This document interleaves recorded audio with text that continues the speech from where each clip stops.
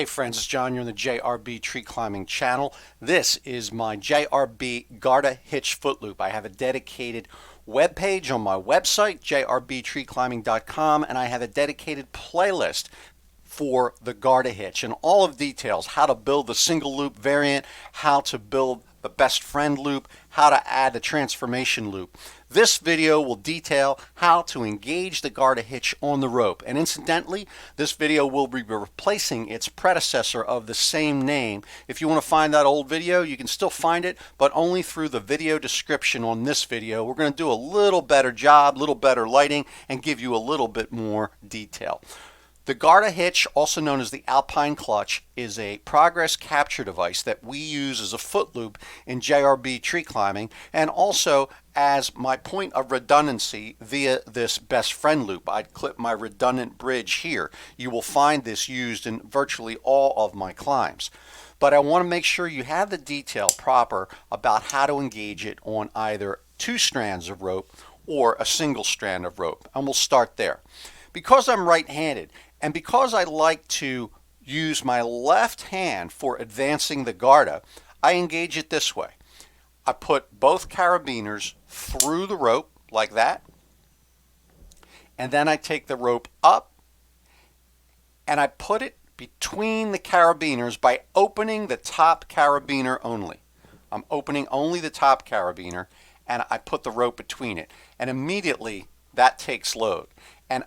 And it will hold here.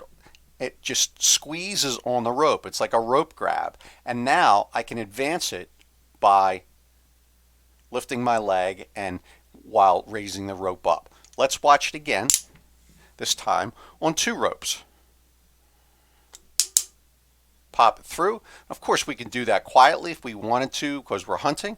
I'll take the ropes up, and I will open only the top carabiner and put the rope between the two carabiners.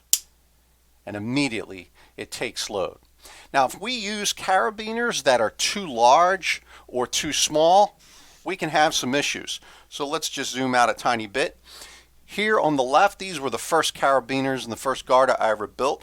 These only have a 1 1/4 inch inside diameter. And that does work okay over here on 8mm rope, but not so well when we move to the larger diameters.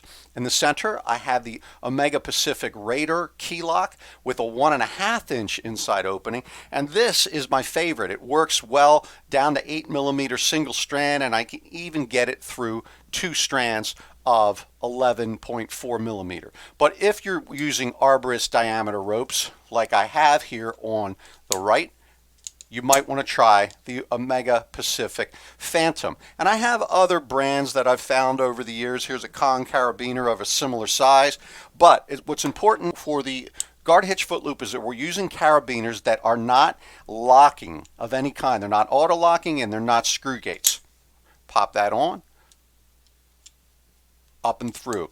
You want to learn how to create a Garda Hitch, see the videos on the playlist and on the channel. And if you want to learn the other details, I've got a dedicated video for creating the best friend loop, which engages our redundant bridge, and I've got a dedicated video for the transformation loop that we can use to adjust its length.